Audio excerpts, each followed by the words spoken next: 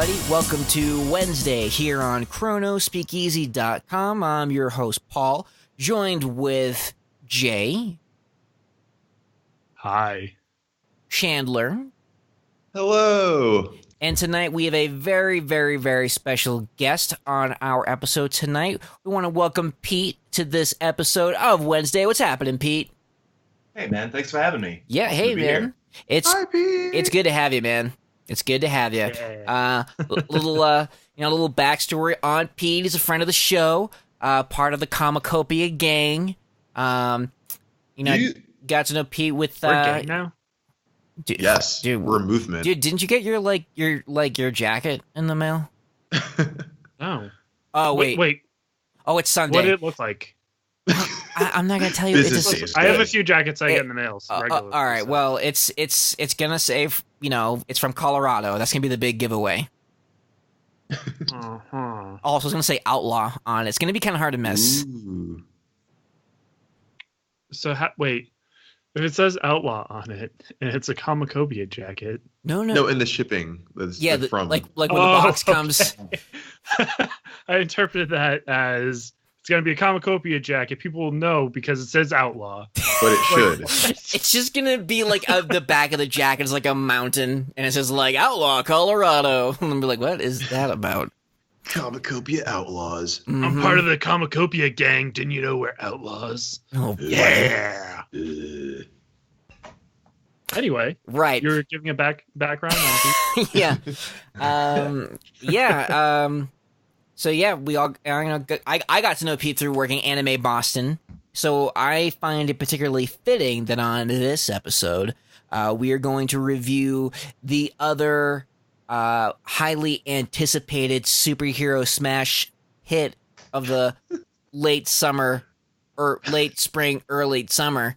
That's right. It's Batman Ninja. Woo! All right. But if you haven't watched the movie yet, you're gonna get all the spoilers. Right. As if you didn't know that by listening to us before. Deal with it. But, hey, Yeah. that was a good burp. Thanks for sharing. No problem. I Yeah. tried to do my best. So when I first saw this preview for this particular film, I was very excited just because, Warner Brothers, I think, puts up pretty good quality straight to DVD animated movies. And the idea of it being like a Batman anime and a Batman time travel anime in feudal Japan with like his entire rogues gallery, or almost his entire rogues gallery, I was pretty intrigued. So yeah, that being said, I thought it'd be silly. I think it was silly. I was excited. It was my definitely first initial silly. reaction was, "Oh, this is gonna be silly." I don't know. It's gonna be awesome. I think it lived up to the hype of it being silly. Right. My first, also, I'm always cringy at first whenever I see 3D animation, but Right. as far as that goes, it wasn't poorly done. No, I was the same way. I was like, well, I don't know, but I'll It's not Berserk. no, but I'll say this right off the bat, no pun intended. First time I saw it, I wasn't wild about it. I didn't hate it. Like I was telling somebody at work, they're like, "Oh, you saw it? What did you think?" And I'm like, I don't know, but I watched it again with the original Japanese cast, and I fucking loved it a lot more. I should do that. Yeah, I have to say, when I watched the trailer, I knew I was going to love this movie. They showed off who the staff was that was going to be involved with it, some superstar guys that have done things for Afro Samurai, one of the main scriptwriters for Gurren Lagann, Kill la Kill, super, super popular stuff. Didn't know that. What I was worried about is this really going to land with the people that are watching these DC animated movies, that core Western comic book audience? Because it seemed super marketed to the kind of stuff I really like, which is the anime side of these kind of animations. Mm-hmm. Yeah, no, I think it does a good job. yeah. I think The dub is bad. Well, it's not bad. It's not great. It's just And isn't Go ahead. Oh, sorry. And I think that's exactly it. Just from what you guys are saying is that the Western adaptation of it I think like misses so much of like what was marketed in it and why this was made, because there's so many great staffs for what's done for like great parts of anime. Really good character design, really good stills, and obviously the plot's kind of all over the place. But if you look at the script between the Japanese like subtitles and the Japanese subtitles that are direct, or not Japanese subtitles, but the English subtitles that are directly ripped from what the English script was, there's so much less detail. You have no idea what's going on in the English one. Right. Like, even like word for word, it's pruned, it's simplified, and I think people just kind of get a headache from just doing the straight up dub because of that. That's a really good point. I will say that I think that I understood it more with the original Japanese cast. Like because I remember just being so confused, and I had apparently had forgotten certain things from the trailer. Like there's a bit where Batman goes to the Joker's like hideout, and then it turns into a giant like Gundam. I don't know what it was, and I was like, Yeah. huh, all right, so I really need to just to let go of all logic, because this is more than just a time travel thing. This is just like, it felt like everything I know about anime, and they just threw it all in. Just like the animation styles, like The sweet guitar riffs. oh yeah, Yeah. and then like Joker, As the like giant robots are transforming from castles yeah. into, or they're transforming from castles or mobile castles into robots, into bigger robots, into the biggest fucking robot. yeah, And just like sweet yeah. is playing in the background, just like fuck yeah. Yeah. So I guess before we dive too deep into the film, well, let's kind of start at the beginning. So this is, first of all, the main culprit behind all this madness isn't even technically a Batman villain. It's the Flash, Gorilla Grodd. Yeah, that was weird. But, you know, honestly, anytime Gorilla Grodd is around, I'm down. I'm just like, all right, okay. He was good for curveballs. Yeah, no, I thought it was great. And I like the idea of, you know, he's building this chaos engine and Batman showing up.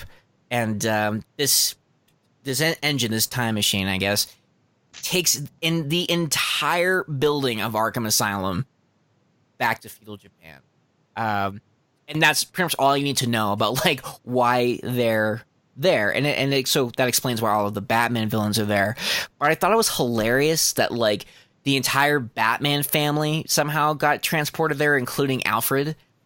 Which I gotta say, Yeah, they're all coincidentally there. Alfred with his little mini ponytail thing going on, I thought was great.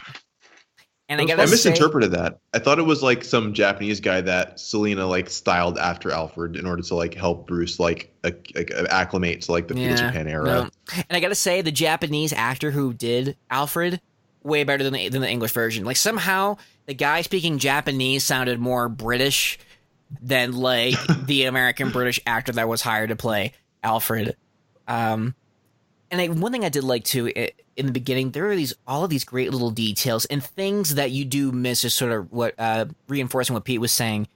You know, I caught more details of the movie with the original Japanese cast, and the subtitles help, because when Batman first shows up, and you see these banners floating in the wind, it's the Japanese word for laughter. And I thought, like, oh, that's great. See, I would not have known that so cool, had I right? watched the original version.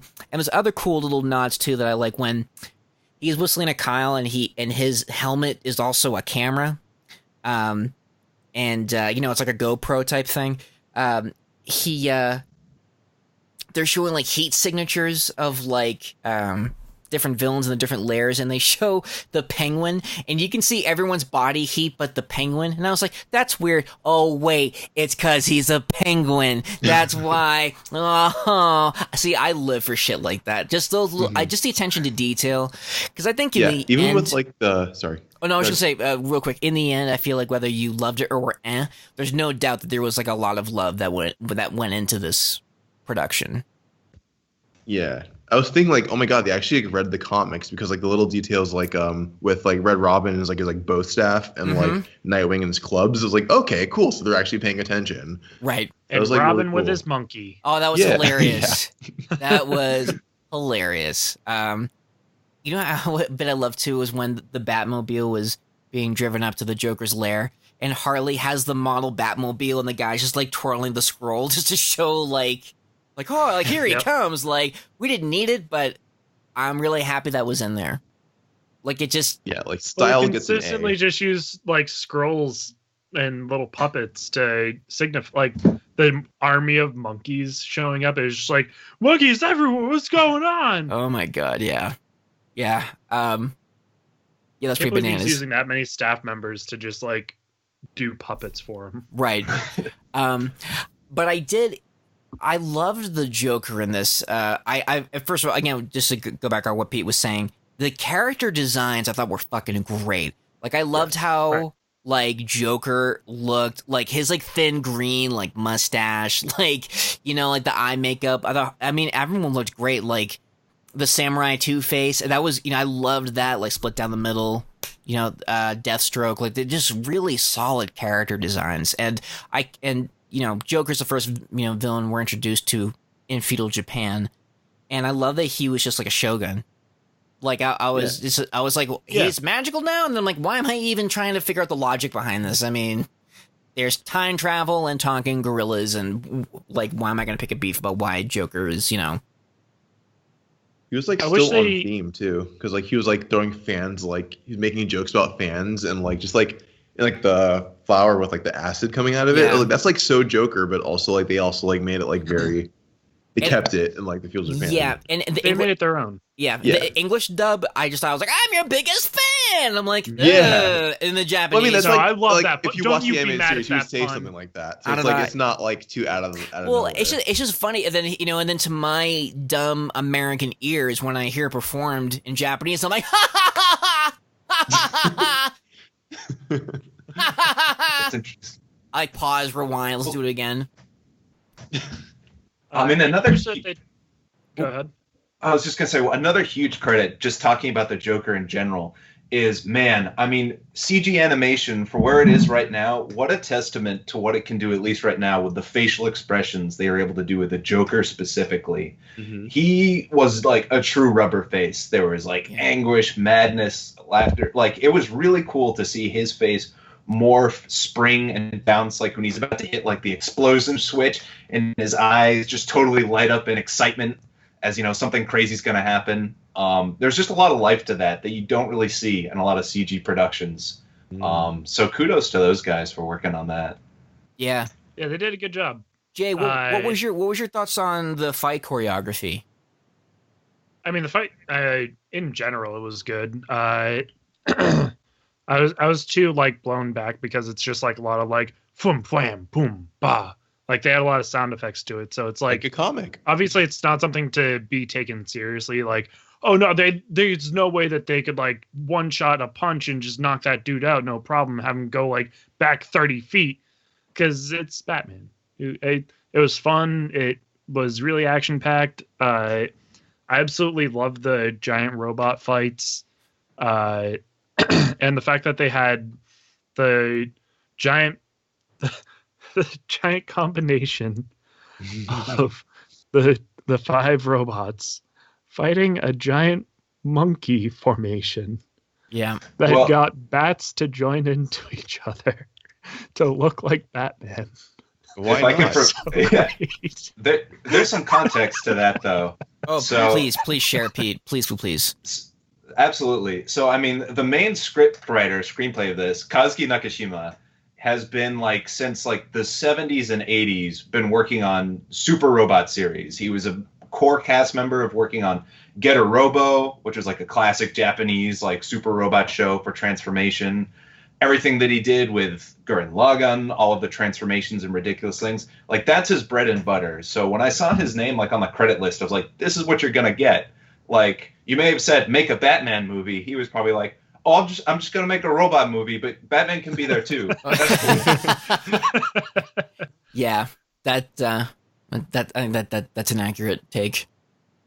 Even though it's like animated, I still felt bad for all those monkeys that got burned alive. Oh Oh man, let's Like not they think straight up about that. turned them all black and had them falling off of the yeah, body, that was rough. which looks neat, Right. but like so many monkeys died in the making of this animated movie. CG monkeys. Yeah. CG monkeys, but still, they were adorable. Yeah, they had were. matching backpack outfits. Yeah. Yeah. And there were two little monkeys. I don't remember when that female monkey came into play for it. Right? But the Like little David's monkey little, like, got Digimon himself a monkey. girl, and they just started playing the flute together to control the other monkeys. Well, I mean, that warmed my And little they- heart. That's what you did in like- feudal Japan. I knew they were gonna do the thing too, where like they shoot the missile off, and they just formed out of the way of it, and then formed back, and then Yeah. just where'd that missile go? Did it destroy a village that was just farming? No. Yeah. 'Cause that's probably what happened. One thing I did like about the whole time travel thing, and I thought this worked perfectly from a narrative standpoint, it was that not only were these characters thrown back into time, but they arrived at different points of time in Yeah. feudal Japan. Like I love that, and it's great because it's good exposition, and it works in a way that doesn't feel forced. Because you and Batman, Batman's like the odd man out. So through Batman, that avatar, you're like, oh, like what happened? How am I in feudal Japan? And Catwoman's like, oh, hey, what's up, Batman? Look at my cute little puppet. Number two, here's what's going on. And it's like, well, how does Catwoman know so much? Oh, because she arrived in Japan 2 years before Batman did. So she was able to kind of fill in the gaps that, like I thought Yeah, it helped the story progress a lot. Yeah, it was a clever It way helps of explain like all the technology and stuff. Because if they would Right, appear yeah. like 10, 20 years before, then yeah, that's Right. plausible. Yeah, and even though it was an info dump, it didn't feel like an info dump because it was like, well, I mean, she would know because she's been there for 2 years and she knows what's up. And also, What? oh, I'm sorry. Go ahead. No, I love Batman's undercover disguise as a missionary with the fucking bat shaved The on top bald of his spot. head. Oh my god. I was like, Yeah. what the hell is this? I love it, but what? It And they, works, like, I just- guess. They justify it just like, oh yeah, there's actually a lot of European missionaries that are in this area, so like, good job at picking that outfit. Well, It's like, I Thanks, did I thought it'd be appropriate. I did like some of the history we got about just Japan in general at that time period. I thought that was pretty cool too.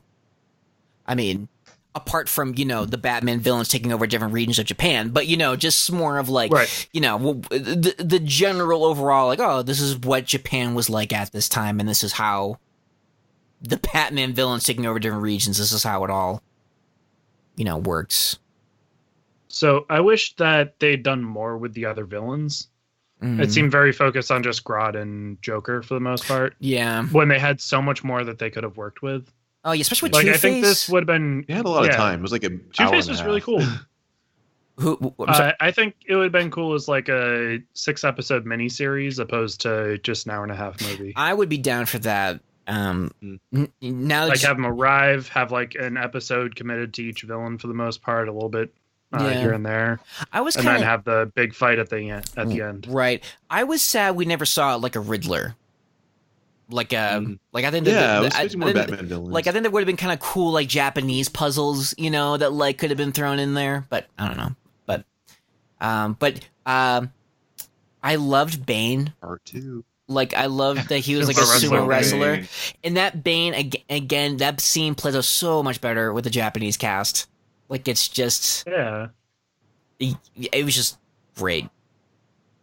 Well, I think they use the same stock audio in the English version. Like they don't change it. He just says like "Doskoi" or whatever, Yeah, and it like just- they just use it in the English one because it's just grunts Right. basically. Right. Yeah. Yeah. I know I've said this a lot, so let's be the last time I say it. Watch it with the Japanese cast because it was just. I want to now. I went from being to oh man, this is fucking great. It's a lot more fun for sure. Oh yeah. And not to say anything against like American voice actors or anything, I just feel like Japanese voice actors are better. Like Yeah. just in general with emoting and things like that. Also, I can't help but feel like there's something lost in translation there as far as yeah. Right. I'm that's why because it's like written for Japanese originally Yeah. opposed to so the translation isn't always completely there. So it's a harder job for the American voice actors to try and do the same things because they're trying to copy someone else for the most right. part, And I guess opposed to doing the original part. right. And you'll have to forgive my ignorance here because I know nothing about the Japanese language, but and maybe this is incorrect, but I have heard through my own independent research, and by independent research, just hearing people next to me talking about the language, which you get a lot at the Comic Cons, True. was that sometimes in the English language you can have like a lot of words strung together to mean one thing, whereas in Japanese you can have just one word that could sum up so much. And I wonder if I'm right about that, and two, if that plays a part in the translation with the American cast, because I feel like the American cast, when I listen to that version, they're trying to cram so much, whereas in the Japanese performance, it's just obviously fewer words, but like in that one word, there's so much emotion that comes through with, oh my god, Batman, watch out for that flying monkey, but like whereas in Japanese it's like boom, it's like a one hit thing, and I feel like that I'm not making any sense, am I? No, you're making sense. No, you are. You're Okay. You're hitting every single point, because good. that's the toughest part when it's coming from an original Japanese setup to an English setup, because dubbing obviously is you need to map those lip flaps, and like Yeah. the Japanese language, a lot of like I guess like complex ideas, so like destruction or like some big like are talking about warring states or like generals or things like that. They're like simple like 3 or 4 syllable words to pronounce in Japanese. And like in English, it's a mouthful. Mm-hmm. So what typically happens in the localization process is like that word's too fancy. We don't have enough time to say it. Use the dumb small word instead, like that guy, instead of like the general. Right. And so you start to lose information, and that kind of snowballs. Yeah. They don't have but the like other thing- translator notes like in like subs, fan subs. Oh.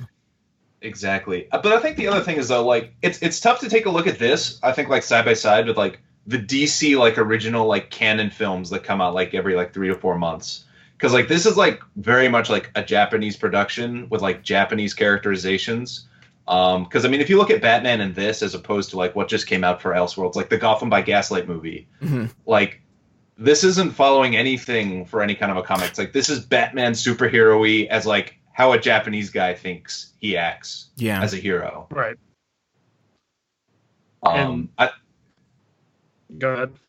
I was gonna say, and then that really rolls in. That's much more obvious, I think, with like the female characters, because there's a lot of tokenism with like Japanese anime with that. Like you look at like Selena Kyle and Harley Quinn, and they're kind of not really that distinct in what they do in like the Batman mythos. They're much more like, oh, this is kind of like an anime tropey like girl that happens to be skinned as Catwoman. Right. Yeah, that's I'm into it, though. Yeah. I will say it makes me want more of this type of production, and I think Right. yeah. I mean, and let's not just stick with anime and like Japanese culture. Like, why not have Batman go back to France in the 1800s? You could do, and it's Warner Brothers. You could do a Pepe Le Pew cameo. I mean, possibilities are endless. Ancient Sumeria. Sky's the limit. Yeah. That'd be pretty funny. Yeah. Just have a skunk go by and just be like, why is that skunk so hot? That's actually that's the villain Batman has to overcome. I'm gonna stop it there. But yeah, but there's a nugget of truth there, and what I have to say is that I do hope that there are more of these productions, because I loved it. And like Pete said, it's not tied to any sort of adaptation. It's just it's just like their interpretation of Batman, and it's great. Also, I love how there's a fucking bat submarine. That was pretty great too. We don't have that yet. We need to get Yeah, that. we haven't even touched on the like ninja bat clan. The whole ninja clan. Yeah. That was great. I love. You know what? You know what? Like they just had a legend. Well, okay. of a I was Batman. just about to say, anytime there's a prophecy in there, I will instantly like 10% of this movie. Like, oh, the prophecy. I'm like, oh, there's a prophecy. All right, that's how Harry Potter won me over. Like, I mean, yeah, if there's a prophecy, I'm there. Just like you're a ninja Batman. But those ninja guys, did they like ever fight on screen? I'm just trying to remember. Most of the time they're just like, we're with you, man. And they're like riding on their horses and they're like cheering them when they show up at like important parts. But I don't remember any time they're like animated to like actually fight. Other than to emotional show up. support. Scene. Oh, I'm just Just the cheering crowd, yeah. I think the boat scene they actually fought when they were with Gorilla Grodd and all that. They were invading the Joker's boat. Uh, Oh, I think guess they that's actually true. did stuff then. But I outside of that, they were loved- pretty much just like, yeah, the prophecy! You could do it! I love the face-off with Joker's boat. First of all, I love the front of the boat where it's like this crazy Japanese Joker dragon. I love that, but I also love, like, you know, Batman's like, huh, you think I'm on a boat? I'm on a submarine, and I got my forces underwater. Huh, we knew you were gonna come with forces underwater, so that's why we brought out these Tommy gun machine things. I love, like, if, like, they flip over and they have the guys that were, like, bolted to, like, the board, so when they could stay on when it flips over, then, like, they shoot down at the, you know, like the soldiers in the water, but Batman's like, huh, I knew that you thought that I would have ninjas It's very underwater, anime. but I didn't. They're just balloons with, like, straws. Ha ha ha ha. Yeah, just the mental chess is very anime. Yeah. I was super expecting that there was going to be some sort of a montage with him, like, learning some sort of Japanese culture, like a Tom Cruise kind of Last Yeah. Samurai thing. Like, Yeah. oh, like, I'm going to learn how to be a ninja. And then, well, it's like, well, obviously League of Shadows, but yada, yada. And I was like, okay, is this going to happen? And there never really is a payoff, except for, like, near the very end, where obviously he's gone through, like, 2 or 3 costume changes, and he's fighting the Joker, and he just explodes into bats as, like, a ninja technique, Yeah. and starts using ninja signs out of nowhere. And I was like, you didn't need to explain this. This is Right. exactly what I wanted. I This thought- is fantastic. See, I thought, like, it was gonna be some weird time loop, because in my mind, Batman is a ninja, so I thought, like, oh, wait, is this not gonna be, like a trope thing where, like, Batman goes back in time, it introduces martial arts to Japan? You know what I mean? Like, it's just like this weird, like, Thousand League of Terminator Shadows. time. Yeah, like, yeah, and he inadvertently creates, like, the League of Shadows, and, like, Batman's like, oh, I leave, you know, my teaching in your hands. Like, thank you, Batman. And then, like, kind of find out he's the great grandfather to Ra's al Ghul. Like, you know, Right. like, I was waiting for that. Batman doesn't get laid. Yeah, but Married to the job. Yeah. Good for Did- him. anyone find it weird that when Alfred showed up, like, Batman just didn't pick up on it? Like, he's just staring into space and he's like, oh, tea, thanks. Wait, black tea? Alfred? Like, why is that, like, you think, like, Batman would have recognized Alfred's voice? Immediately. Yeah. It's Which been I like was thinking, 5 'cause, minutes like, for him. Because Selena, like, said, like, at least in the English version, like, oh, hey, I thought, like, you know, having an Alfred here would, like, be, like, cool for you. So I thought, like, she, like, found some random Japanese guy and, like, made him into, like, an Alfred person. Right. I feel it's like just like that movie logic where it's like, well, of course, like the camera is only on this guy's pants. Batman can only see the pants. It Right. can't be anybody else Yeah. until the screen pans upward. It's like that Like- Saturday morning logic. Right. Like, it would have been Yeah. better if Yeah. if the camera was facing Bruce and you see, like, you know, Alfred coming from the background, like, out of the shadows, and then be like, oh, like, it, not even looking like, oh, T, thanks, like, and then be like, oh, you're welcome, Master Bruce. Alfie! Oh my god! I don't know. They even have that like that montage moment where it's just like, oh, there's actually some good ingredients here, sir. You want some boar and wheat will be ready pretty soon. Huh. Yeah, that sounds good. Yeah. You're awesome, Alfred. Yeah. I gotta say, Oh, that. oh, sorry. Oh, I was gonna say, just that montage was hilarious, where it was like playing basically, I don't know, like a text-based Batman game, where they just had like the flat plane of the watercolor images of the Japanese scrolls, and Batman's like, huh, are the preparations ready? Don't worry, Batman, we got it ready to go. And it just goes through every single one of the Robins and Alfred. I'm like, this is adorable. I'm just so happy that Alfred was there, because I mean, a lot of times Alfred is just, you know, just hanging out in the back, the Bat Cave in the background, but at least now he can be in a Japanese background. Like, I like that he participated in the time travel. I don't know. I'm a big Alfred fan. I don't think he gets enough credit, so it's just cool that Alfred got to be a part of the journey. I also love that not only did the Batmobile go back in time, but also, like, the Bat plane and the Bat bike that were, like, in the Batmobile, like, that was just That great. were with Alfred. Yeah, I just love it, like, because you know, Like his job was just to watch it, and that's how like their excuses for him joining. right? Yeah, like, oh, he was waiting in the car. Alfred never waits in the car. Like, you know, like I feel like when Bruce like leaves the Batcave, like Alfred's like, man, I thought he'd never leave. You know, he like puts on some smooth jazz, takes off his shoes, pulls out an old beat up Agatha Christie mystery novel and some Earl Grey tea, and just has a little party. You know, puts on some Yo-Yo Ma and like, you know, pinky up. Man, has a grand old time. Yeah, pinky up, party down. What else? That weird like animated scene that they had when they just beat the shit out of the Joker. I really liked that. I thought that was a really cool. Oh no, I thought it was switch. cool. Yeah, I don't know. I do like that when I watch anime when the animation shifts. It's just a really nice visual of like we're seeing a different perspective. Like the whole bit about them being farmers and, you know, their memories being wiped. Like I thought all of that was really, and with him with the bloody nose and just like wipes his smile. that was great. It was funny because that style of animation, like it was so kind of like sweet and simple, and then when you start to figure out that Joker's making a comeback, it's like, wow, this animation is suddenly very eerie and creepy because, you know, like it wasn't solid lines, it was very fluid, which I thought worked well with. It seemed like they tried to make it like a water painting sort of right thing. Yeah.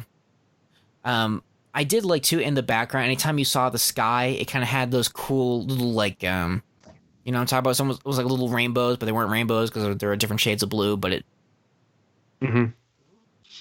I did like that they had the like sunrise and then it was just like that wave of like the color change. Yeah. That was pretty neat. And then like there was some really good moments where it was just like, okay, this is a still frame. No, we know how to do art. We're just doing 3D animation with real art. Yeah. Is it like cheaper to like do like CG and like, I guess it is. I'm pretty sure. Yeah. Like that's why they did that. Yes and no. Okay. I feel like it's a stylistic choice to some degree because, I mean, if you look at the models that they were doing for 3D, some of those were really well done, really well cel shaded. For example, like all the details on like Batman's costume and like sort of all the edges around his features. Right. But at the same time, I mean, it's all frame rate for the most part. Like how Right. smooth can you make this look for cost? And I think that's the toughest thing with the CG. Because the animation, I think, if you look at stills, if you go online and you look like some still pictures of this, they're going to look amazing. But then when you actually watch it, some stuff's going to be a little bit choppy. Right. Like things kind of like jump around. And that's just the nature of how it is for CG right now. Mhm. Yeah, no, it's true. Because I remember like having to pause at one point, like, oh man, wow, this looks really good. But yeah, I wish that we got to see more with like Penguin and Deathstroke. Yeah. But it was good to kind of serve that, like, oh, you know, that's just, you just got an army of villains to fight, and rather than being a bunch of henchmen, let's, you know, get some of the supporting rogues cast in there. I do like that they got Deathstroke for it too. Yeah, that was cool. I thought his samurai suit looked pretty dope. I hope, like, I would totally buy these action figures. Like, I would totally I know own they them have some. Based on... I'm pretty sure they have some.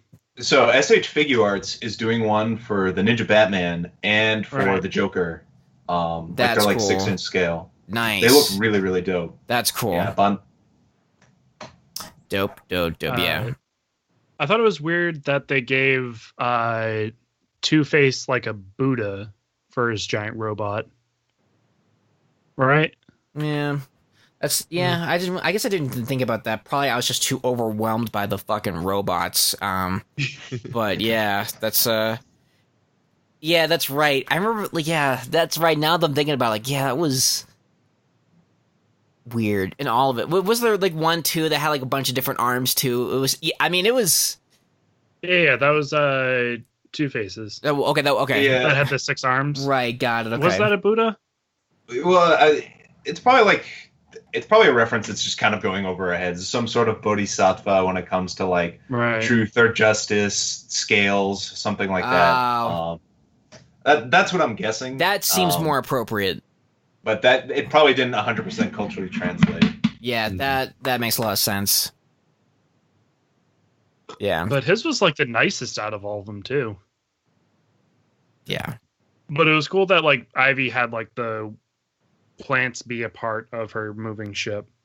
Oh yeah, how could it not? I mean, Like that was real cool. And then she fought with a freaking katana. Like, yeah. Yeah. Oh, man, God. the like one-on-one fights. Yeah. They were so good. there need to be more of that so desperately. Because that was a huge part of the trailer, is seeing all these one-on-one square offs with like Nightwing, Red Robin, Robin, and then you find out that it's like maybe 5 minutes of the movie is really where that comes in. Yeah. They're teasing you. Mm-hmm. I did like the Batman Joker fight at the end when all of the robots and all of the monkeys and all of the bats weren't involved in the fight anymore. I mean, that was crazy when all of the monkeys just got together to make a giant thing. I was just like, all right. Every time I think I know what's happening in this movie, I don't.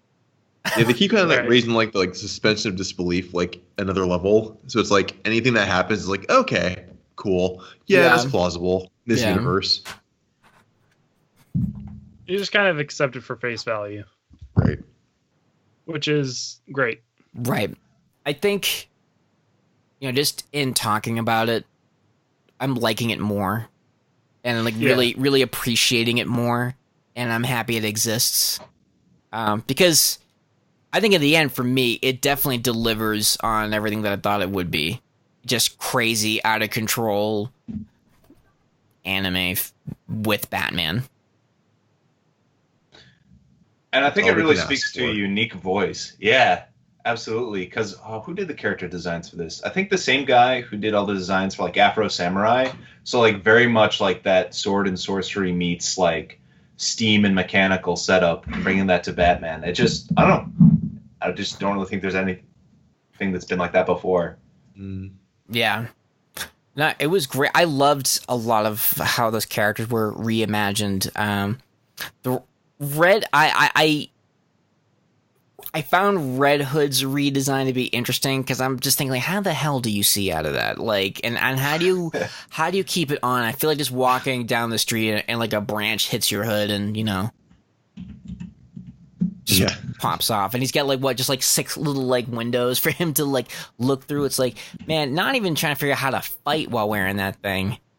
How are you gonna, I don't know, walk around, not walk into walls? Disbelief. I know. This is nitpicky at this point. I mean, the monkeys banding together to make a giant warrior and morphing with the bats to make a bigger version of Batman to fight giant robots. That's fine. How does Red Hood see through the mask? Ugh. It just put me out of the movie. Well, it's one of those I don't know, straw executioner hats or whatever. There's a lot of weird things that kind of go down the rabbit hole of what is this that's a Japanese cultural thing that's not really explained in either version. So it's just kind of there, and you just kind of have to figure it out via osmosis. Mm-hmm. I do wonder what the conversation. Or just accept it for face value. Yeah, I wonder what the conversation would be when they arrived in feudal Japan. Be hey, can see what I'm wearing, but can you just make it more Japanesey and to your time period? That giant red straw thing. Yeah, I'll take that. I'll take one of those. Just don't say Oriental. Oof. Yeah, just don't go there. Yeah, girl, don't. Girl, you better not. They already had a secondary Batman mask for him too. Yeah, they were. He just kind of pulled out of nowhere, didn't he? Because it was a part of the prophecy. Exactly, prophecy. But I mean, those guys had the bat symbol down pat already. They were all set and prepared in costume for him to show up. Wasn't he kind of a mythical figure or something at some point? They had that mugshot of him. So I'm assuming there's sort of a Batman type figure that existed in that period, and him coming as the second coming of the Batman figure. Well, then if the Robin showed up before Batman, they could confirm it. Yep, he'll be here. I mean, we don't know when, but yeah, he's coming. Oh, also, yeah. Also, here's we know he's gonna be here. Also, here's his chest width measurement. Here's the leg of the pant. Bruce made us memorize this. I don't know why, but we know the measurements. Now that I think about it, I mean, obviously, implausible, yada yada. But I mean, that does open the door. So if they did want to make another one to close the loop on the time paradox, it's there. Yeah. Yeah.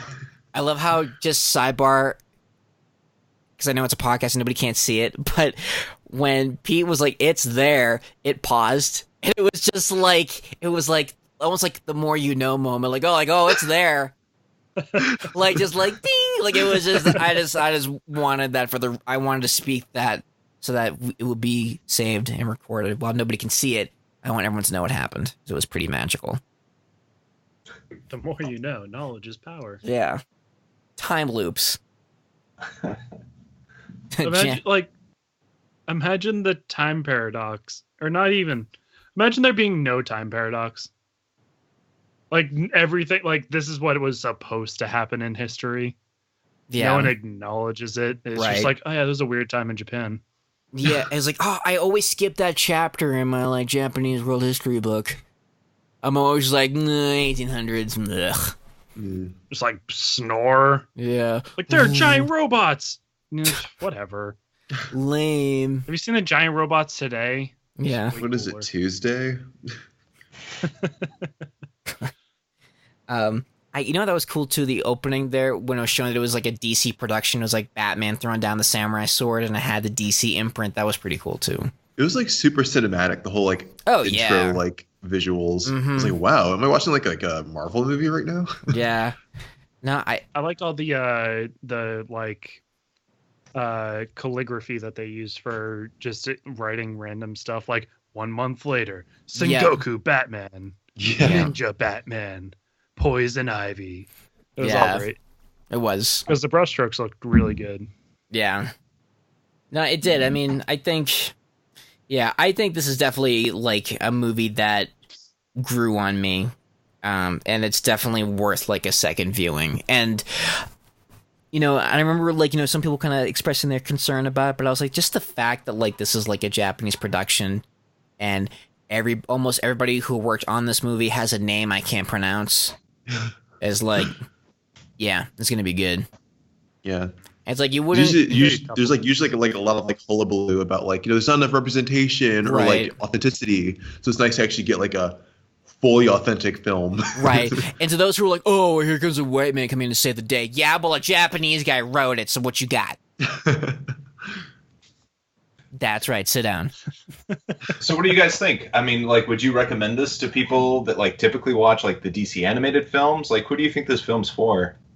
That's a I don't good know, it's like- question because It's not in the style of like the regular DC animated films. Like Right. I don't know if like the pre-existing fans of those like films are gonna like latch onto it, but like definitely like people who like anime, like hey, check it out. Right. I think those who like Batman like anime, obviously, it's a home run. But yeah, I think if you weren't familiar with anime, it's going to be a trip. Yeah. I'll say that. Right. It would be a trip. But then it's funny because you have, someone like Angela who isn't here, so she can't defend herself, but that's too bad. When, because she obviously, she's loves anime, great anime background. I haven't been, and she loves Batman. I have not been able to get her to sit down and watch it. She's just like, no, I don't want to do this. I'm like, Just no. I'm like, why? It's like, it checks all the boxes. Probably if there was a Thor anime, she'd watch that, but. X-Men anime. There is Cry one. for the moon! There's like a legit There really X-Men is. anime. There is an X-Men anime. Yeah, it's great. I like it. There's a Wolverine one and a few others too. The Iron Man one, gross. I think this movie is more targeted for like anime fans. They're the ones that'll appreciate it more, and Yeah. like maybe some miscellaneous fans, but like it's really an acquired taste for like if you like anime, because it's like who doesn't know Batman Mhm. at this point? Right. Or at least like fans of like Fresh out the womb, you see the bat signal. Yeah. yeah, like fans of like the That's what it's production like people. coming Like out. you said, like the guy from like, the Gurren Lagann was doing it. It's like people who are fans of like the Gurren Lagann guy would be like, oh my god, let me check this out because this is like something that he did. So I think Right. that Yeah. as well. Well, looking at the promotion, it just seemed like this was a movie that was created by like DC Entertainment to like get anime fans like into DC and to like really pull those people in. I feel like the people that are more of the core audience of like those DC cartoons, the people you're gonna get are probably like those late night owl people. It's like, yeah, like I've watched my Godzilla movies, or like I watched Afro Samurai like at midnight on Spike, like back in the early 2000s or something. But it's really those people that like that, like the cult audience for the most part for those kind of films, or the art house stuff. Definitely. Because I think it is going to be only really a novelty to like a core Western audience, and if you're not really into that whole Japanese culture, I think there's so much that's going to go over people's heads that it's not going to land. Right. Well, so at the same time too, I've got friends that they're more like bros for the most part, but they like anime. They're fighters. Broanimes. Brotakus. Yeah. Brotakus. I like Brotaku. We'll stick with that. I've got some Brotaku fans. So like they're not avid anime watchers. Like, oh, I watch it all the time, but they enjoy their like shonen series, like fucking Naruto and Dragon Ball Z and stuff like that. And they seem pretty hyped for Batman Ninja. I think a couple of them have gotten it on Blu-ray and whatnot because it was like a straight to DVD, get it quick, whatever. And so I think they're a pretty decent target audience for it too. Like, you don't have to be an avid anime watcher to enjoy it. Just kind of like a few shows, and just know that like ridiculous shit's gonna happen. Right. One thing I thought was interesting, and obviously I'm only speaking for not even a portion of the country, but like a portion of like the town I'm living in. So I'm a sucker for those steelbooks. And I was like, I'm totally going to pick this up because no matter what, this is still going to be pretty sweet to own. I go into Target. Not only do they not have the steelbooks, they don't have like any of the Batman Ninja stuff out. And I'm like, did I get the date wrong? I'm pretty sure it said today. So I walked on the guys. I was like, hey, do you guys have this movie? And talk about bros who are like, oh, yeah, those are in the back. Hey, Greg. Yeah, can you go in the back? We forgot to put those out. Like, it was just like, I was like, well, if that's the case, if I could have the Steelbook. Oh yeah, we got plenty of those. We didn't take any of these out today. Wow. It was like kind of like, yeah, cool. And I'm like, you guys got to get this out. Like, I don't know. Like, do your jobs. Well, can you imagine going to Comic-Con, be like, oh, do you have this, the latest Berserk issue? Like, oh yeah, Matt. Oof. Matt wouldn't know what they were. Let's be real. Right. But I think even if you're not into anime and you're a Batman fan, you should watch this movie. And vice versa. I mean, if you're not a Batman fan but you're an anime, you should watch this movie. It's just a good time. It is a good time. I think moral of the story, turn your mind off, turn on the Japanese subtitles. Some reading required. Yeah. But worth it. Absolutely. I always think of the quote from the IT crowd when they talk about subtitles, and it's just like, subtitles? What's got subtitles? This thing that we're going to see. I can't read while I'm also trying to see things. Just believe in yourself. Did we even talk about the end fight with Joker and Batman? We touched on it, but Joker's just like some like sword master, like fucking Mugen from Samurai Champloo. Yeah, I just liked how suddenly everybody was good at everything. Yeah, it was awesome. I was okay with it. Like, all our like weapons experts all of a sudden. Yeah. Zero montages. Yeah, no montage for any of their training. Well, it's bound to have happened in 2 years and right. Well, I was so confused the way the Joker was moving. I'm like, wait, the Joker's like flying? Is he like? Right. I was like, remember, I texted you. I was like, is he a ninja? And you were like, no. Yeah, I don't remember. I like, I don't know. Like, even when he, like, Batman put on the armor and stuff like that, and it was like, Sengoku Batman. My first thought was like, motherfucker, this movie is Batman Ninja. He's dressed like a goddamn samurai. Yeah. He's sticking out like a sore thumb. That is not the ninja way. Oh, yeah. I suddenly just want everything done in this manner. Like, if I could get Howard the Duck in feudal Japan, or maybe get like Archie, but do it like a Indeki Daisy, or I don't know.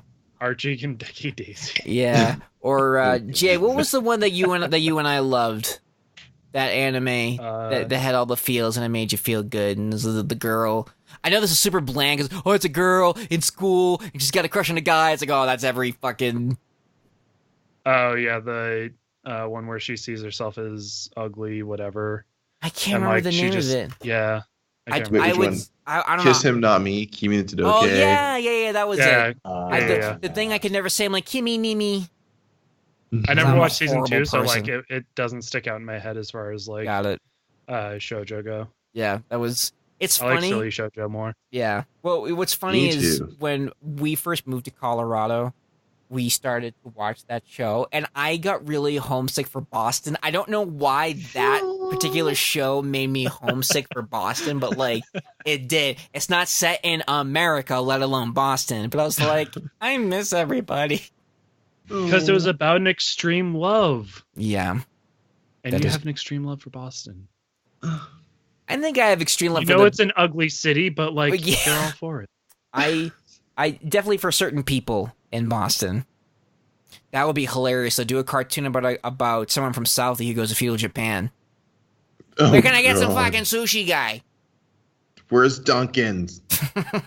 Well, I always love whenever they have like anime being based in America because they have the Japanese voice actors, and it's just like, what are you doing here? This is not the area in which you should be in. You need to go down the street. Thank you very much. It just sounds so robotic, Yeah. but they're doing their best, so like, and it works. So good for them. Hey, A for effort. So yeah. So sounds like the consensus.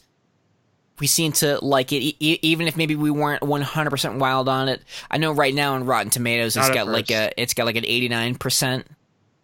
Really, that's way higher than I thought.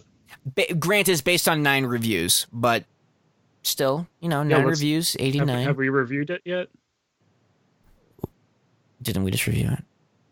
No, I'm saying like on Rotten Tomatoes, man. Oh, I was need like, to bump we just like shit did we review it? I'm like, what have we been doing this whole episode? Where have I been? I mean, I turned my recording off forever ago, so that way it would just be faceless audio. Hey Remember? everybody, welcome to Mystery Wednesday. friend. It's your host Paul, joined with just like talk about a time loop. Am I right, guys? Oh boy. Oh, is that a little quantum leap reference? I thought I heard someone say, "Oh boy." Oh god, I'm going crazy, aren't I? It's happening. It was there. You're good. I didn't say it. Did anyone? Yeah, guilty. Yeah. Okay. I got you, Paul. All right, thank you. I was like, quantum heard it. leap. I didn't say anything though. Jesus. It's like some like paranormal activity. Like you just see like a skinned pale girl behind me. Like, did you guys hear that? No, Like, thanks. okay. Why are your figures moving in the background? Looks Oh my- like they're playing with themselves. No. That's weird. They're mostly boys. God. No I wrote poltergeist. that statement. Nope to all the nope. But yeah, so I guess currently 89. So yeah, that's not bad for straight to DVD. Very niche movie. Yeah. Yeah. Yeah, it's let's see here. However, audience score 48% liked it. So, Mm, but the Huh? critics, yeah, they're I don't know. filthy casuals. Yeah, let's see here. This is from IO9. In less loving hands, it would be an unholy mess, but the passion behind the sheer audacity of what Batman Ninja lays down transforms it into an utterly joyful experience. It's definitely a labor of love. I would definitely describe it as that. Yeah. I concur. Mm-hmm. Yeah, That's pretty much what it is. It's going to land with the people that kind of understand where this came from and what place they were really trying to convey. But I think some people, they're really looking for something that might not have been there. So like, hey, I'm looking for like the next like Batman story. It's like, well, this is kind of like an anime take on that. This is a little bit of a turn away outside of your comfort zone. Right. And not everybody might be ready for that. Mhm. I will say I think it'd be great though if they try to do this with other properties at DC. Like if we could get like a Justice League movie like this, that would be watch cool. that. Animated Justice League, because they can't just all keep going back into like feudal Japan. That'd be silly. I mean, I don't know. I mean, we all thought that Marty and watch Doc it. couldn't Don't go get me back in wrong. time after the first one, but they did.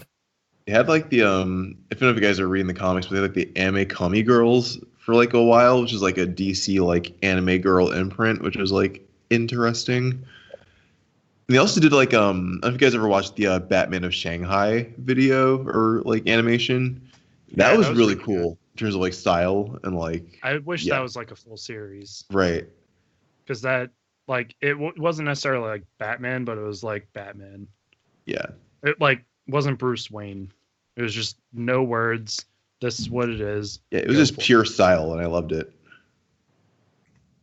Fucking Bane is a rickshaw Yeah. dude.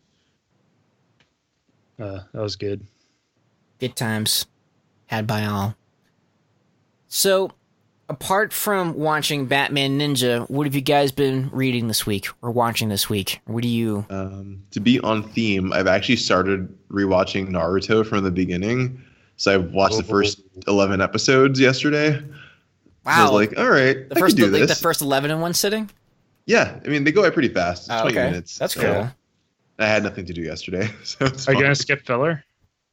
I'm actually going to watch the filler because I skipped it the first time. So I'm going to be dedicated. It's really bad because like only the first 3 filler episodes after the end of the season was like really good. But then like it was bad after that. But I'm just going to I'm going to muscle through it because it's not that much. Well, no, it was like a year or 2 of filler, right? Yeah, never It's mind. like a few years of filler. Oh my God, you're right. Yeah, because Shippuden started in like 2000. 4 seasons of filler, Yeah. if I remember. Fuck right. that. Skipping filler. Yeah, it's about from episode 138 to like 220 is all filler. Yeah. No Um, thanks. No time But for that soundtrack is insane, man. Naruto's soundtrack yeah, it is is. so good. It's so underrated. Like nothing gets me more hyped than like listening to like a shamisen and a flute with like Right. electric guitar in the background and like huge Yeah. drums. Yes. Like that's the Pumped. music to listen to get pumped up for. You know, you see a ninja in an orange jumpsuit. That's my Winjaway. So good. So, Chandler, where are you watching this? Where are you streaming it? I'm watching it on Netflix. They have the first 150 episodes on Netflix. They don't have Shippuden, which sucks, but they have like the first 3 seasons of the first series and then a bunch of the movies on Netflix. Oh, that's cool. Mhm. Very cool. I've been playing a lot Around. of video games. Yeah. I have a new rival in Dragon Ball Fighters. We've been going like 50-50 for the most part, but This guy. it's going good. I like still need to figure out my base team for the most part, but there are some characters I'm enjoying to play as. Like Frieza's really good. And Android 16 is a lot of fun too. And Captain Ginyu is a like giant middle finger that you can toss up to someone Awesome. because Cool. the body change. If like you get like a lot of health drop down and you just switch bodies, and it's like, haha, I was just letting you destroy my character. I really wasn't, but I just got you good. That's cool. So that's mostly what I've been doing. And Nice. just watching regular anime. Like Cool. Food Porn's been really good lately. So I just jumped ahead. reading I need that. to start watching that. It's just too much. The juices flow and it's just food gasms all over the place. Like putting butter on steak and it's just like, ah, So Wow. turned so on. good. There's just cream everywhere. Oof. Yeah. Don't forget to There reduce. actually is. Ew. So, Pete, how about you, man? I guess to bring it back to comics a little bit, I was super excited. There's a new run for Venom started for Marvel, and I've been so excited that this character has been getting some love. With the trailers coming out for the film in October, with pretty much this mainstay run that's been done, I think like the first run for it when they went back to Eddie Brock in 2016. Got a few chapters, and then like even back from that when there was the successful run from Remender for the Flash Thompson Venom in 2011. There's been a really nice progression of this character for so long. I don't know. I've always liked the super edgy anti-hero. I was a big Spawn fan, stuff like that. But it's nice that they've taken all of the stuff that's gone through for like the past like 10 years, where it's like, let's try to make Venom an anti-hero, a lethal protector. Like, let's actually make him like a mainstay book. And it's worked out pretty well. Obviously, they gave the suit back to Eddie Brock. So I was about to say, because last I heard from Eddie, he was dying of cancer. He was anti-Venom.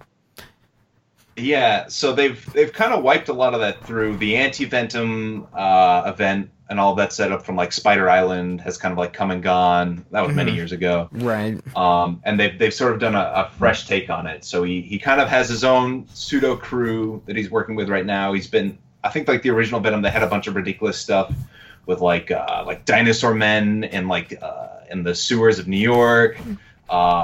Moon Girl and Devilsaur showed up for a while. It was really hilarious. There's a bunch of weird stuff going on. And then they've sort of reset it again, and they've swirled together basically the rogue gallery that came from the Flash Thompson Venom. So there's like some cameos by like Jack-O-Lantern and Crime Master in this new one, while also doing more spawning of the symbiotes and things like that. Okay. So what happened to Flash Thompson? I'm like, tell me more. I want to know what happened. Sure. So like with Flash Thompson, basically, There was a run where basically he had the suit. They made him kind of like a Deadpool-y Venom for a while, where he was Agent Venom and working with the Secret Avengers. Right. What happened is basically he got jettisoned into space. They redid the costume design. He worked with the Guardians of the Galaxy, and then he kind of had his own sort of space run called Venom Space Knight. Right, and other Pete didn't like that. I remember very clearly his disdain for the redesigned Space Venom Guardians.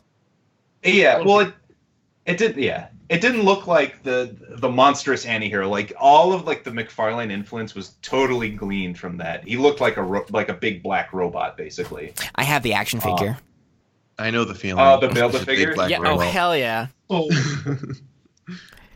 But yeah, so it was like a very like Buck Rogers-y. Like he went to like various planets, saved them, babes and blasters and all that stuff. It was very, very different. And it ended up with him losing the suit and it finding its way back to Eddie Brock in the end. With all of the experiences of like, hey, I was once a hero with Flash. Eddie, what do you want to do? And now they're trying to build sort of this anti-hero persona for him.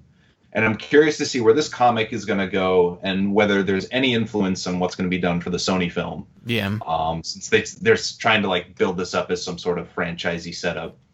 I don't know. It's nice to see the character get a lot of love and to like have like some nice stories fleshed out for it. I don't know. Been a long time Venom fan, so it's been great to see these past few years bring home the bacon.